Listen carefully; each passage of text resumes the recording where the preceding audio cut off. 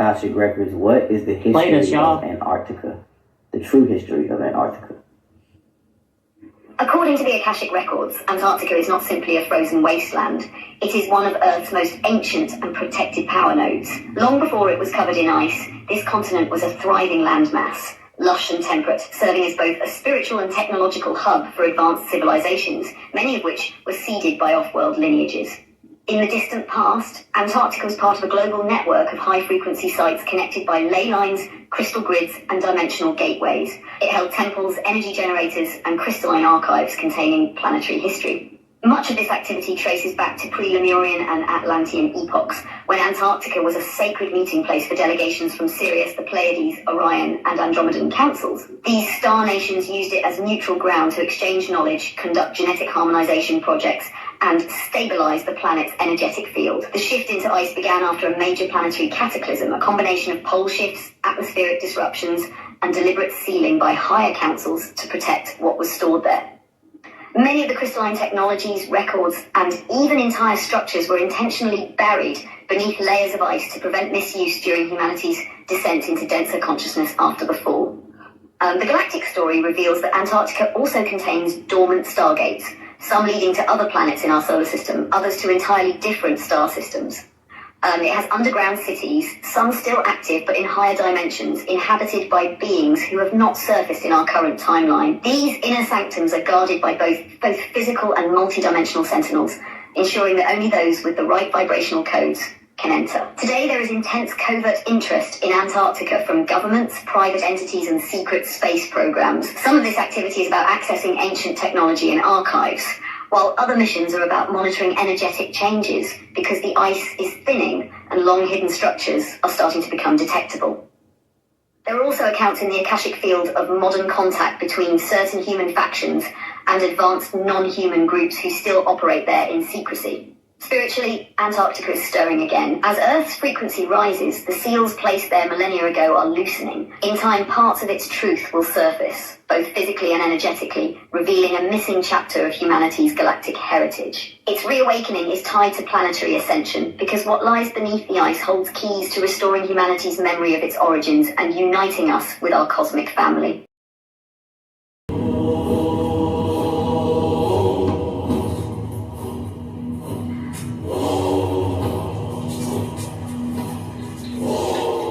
The creature's movement is unnervingly smooth.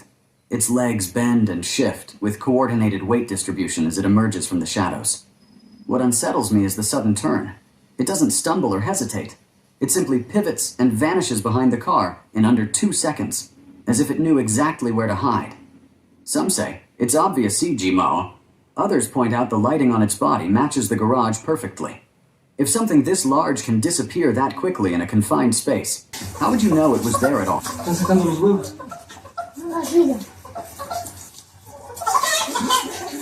Mira cómo corren.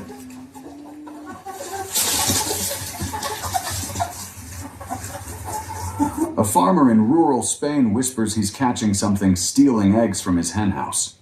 Then his camera reveals 2 hunched figures with oversized eyes clutching breakfast. When startled, they don't scatter mindlessly. They regroup instantly and bolt together into fog-thick woods with coordinated familiarity, as if they've done this before. Online debate split hard. Elaborate puppetry versus documented evidence of duendes, folklore goblins known for exactly this behavior. If intelligent scavengers know where farms keep food, how often do they visit undetected?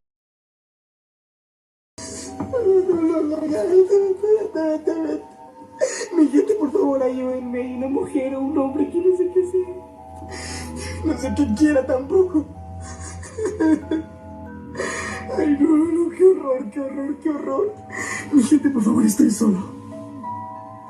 Ay, no, ¿qué quiere? ¿Qué quiere? Por favor, no me hagas nada.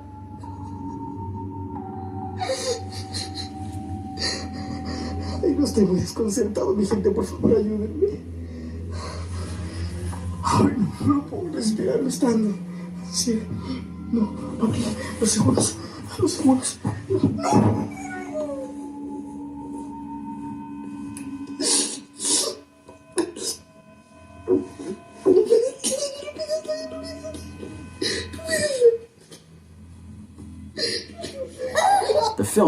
trapped alone in his vehicle inside a stark white garage, films through the passenger window as a figure stands motionless outside, long tangled hair obscuring its face completely, refusing to move or speak.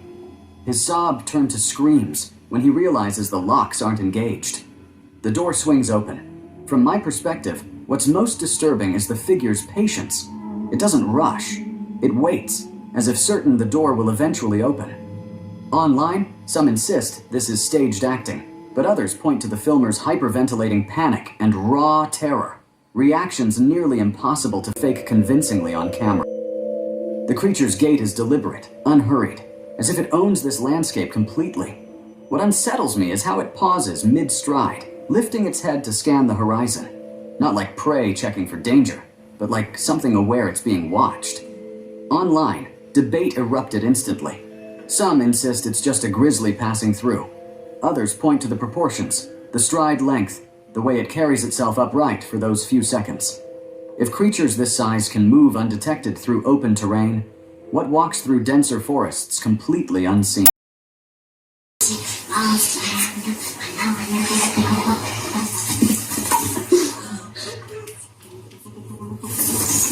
Two figures stand beneath an ancient tree, hands clasped in what appears to be a formal ritual or pact, while their tribe watches in silence.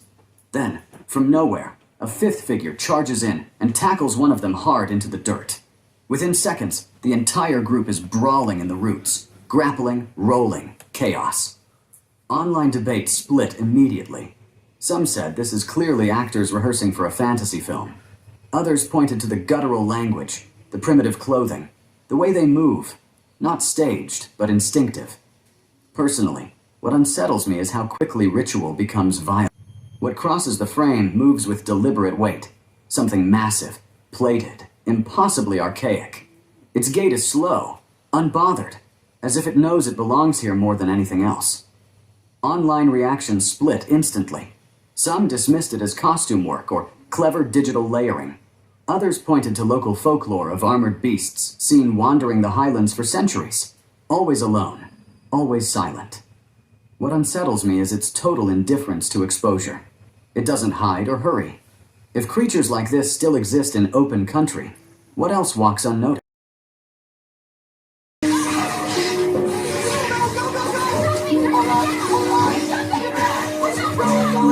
Someone rafting through a remote jungle river suddenly finds themselves surrounded by what look like living raptors, not just running, but leaping from water to bank with calculated precision. The panicked voices overlap. They're jumping! Push off! Online debate split instantly. Skeptics pointed to theme park animatronics, but others noted the creature's independent movement patterns, each taking different escape routes as if hunting cooperatively. Personally, what disturbs me is the coordination. If these were mechanical, why doesn't a single one repeat the exact same motion? Están cargando al gato. Se cayeron con el balde. Existe. Yo no me voy a mover. A farmer, filming from the shadows, watches four small, humanoid figures drag what appears to be another creature toward the open doorway. They collide with a metal bucket, tumble, then frantically resume their task. Online reaction is divided. Skeptics point to the coordinated movements as proof of staged performance, but others note the filmer's trembling breath and whispered Spanish. They exist. What unsettles me is their urgency. If these things operate with such purpose inside human spaces, what task could demand that level of desperate cooperation?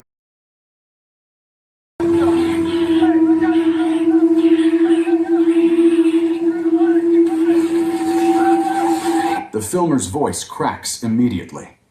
What emerges isn't one creature, but an entire pack. Hairless, skeletal beings with glowing red eyes and mouths locked in permanent snarls. They don't scatter. They advance in formation, coordinated, deliberate. When the lead creature lunges into the water, the rest follow in a violent frenzy. Online reactions split instantly. Some called it obvious CGI. Others pointed to an indigenous folklore describing night hunters that travel rivers in packs. What unsettles me is the coordination. Random animals This angel don't move created like demons, and it's not Satan. His name was Semyaza, the leader of the Watchers in the Book of Enoch. He didn't fall alone. He recruited other angels, convincing them to leave heaven and take human wives. Their children became giants, the Nephilim, beings violent, hungry, and impossible to control. When the flood wiped those bodies out, their spirits stayed behind. And according to Enoch, those restless spirits became what we call demons, not born from hell, but born from the sins of angels and humans.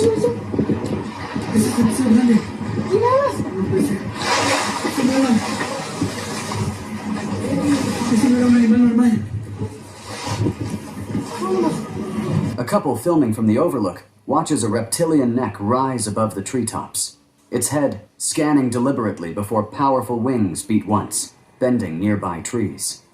The man's arm tightens around his companion as they whisper urgently in Spanish. Online, skeptics insist it's digital trickery. Yet what unsettles me is how the creature moves with anatomical precision. Breath visible, wings catching real wind resistance. If apex predators still hide in remote valleys, how many ridgelines have we stopped searching too soon? It's a reason they're hiding shit from us in Antarctica, but the truth is about to come out. So some information leaked about Beyond the Wall in Antarctica, and this shit is crazy. So what's being said is, there is basically a civilization living beyond the wall in Antarctica. And there's only a special group of people that knows about this, and it's only a special group of people that can go there. They're also saying that there's a group of people there that look exactly like you and me. No, really, like you and me, like our doppelgangers. And for whatever reason, the people there age different. They also said there's another group of people there, different beings, a different race, along with animals we've never seen before. And not only are the animals different, the water there is different. The ice there is different. They're saying that the ice there has some type of special powers, healing power, different trees, sort of like the tree of life. In the early 2000s, a patent was filed for technology that could manipulate a person's nervous system using the electromagnetic field radiating from a TV or computer screen. According to the patent, this is done by using deeply subliminal atmospheric acoustic pulses that are tuned to the resonance frequency. What's crazy is that they can manipulate how a person feels based on what they tune it to. So one frequency might cause a person to feel sleepiness and disorientation, while another frequency causes someone to feel relaxed and happy. And I know many of you want to see the receipts behind this, so I'll put it up here if you want to read it. But if I had to guess, I'd say that this technology is not only much better than it was in the early 2000s, but it's also being implemented and actively used throughout our society without our knowledge. We already know the obvious devices that can use this technology, like cell phones, smartwatches, tablets, and laptops. But there are also hidden cell towers everywhere and Wi-Fi in almost every home that could pump out these manipulation frequencies at a massive scale. Now, if you ask me, this technology is most likely being used, but maybe I'm just being dramatic. Leave a like and let me know what you think. I have friends, advisors, and business associates who say I should not tell you this. But this information is important, and I think you should know it. So in school today, we're focused on a thing called SAT, or Scholastic Aptitude Testing. We want to find out how good you are at reading, writing, and arithmetic. Very important skills. Terrible. And depending on how well you do with SAT, the next thing they focus on is professional aptitude testing, whether you should be a doctor, a lawyer, fire chief, secretary, or whatever. It's a professional training. But what school fails to focus on or train people on is a thing what I call financial intelligence. We never discuss the subject of money in schools. So what do I mean by financial intelligence? Well, if we gave $10,000 to 100 people, 80 of them, or 80%, would have nothing left at the end of a year. 16% with the same $10,000 might have $10,050, what you would get by putting it in a bank. And 4%, given that same $10,000, would have anywhere from 20,000 to $1 million or more. And that's what I mean by financial intelligence. So when we go to school, we learn to read these things, but we never learn to read these, financial statements or annual reports. We never learn financial literacy. So a lot of people, I won't sound crazy. This league is about the LGBTQ and setting up lesbian women as icons for your children. Correct. And Caitlin, until we can get you fully on board with that message, we're not leaning into you. And so we're going to bring in a coach, Stephanie White, who is just like you. Attractive little white girl from the Midwest, led her high school team, made them interesting, went to a home state college, Purdue, like you went to Iowa, led them to a national championship. came out of college, married to her high school sweetheart.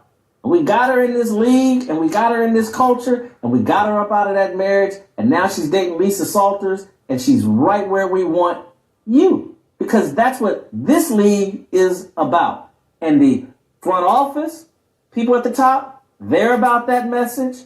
Stephanie White's about that message.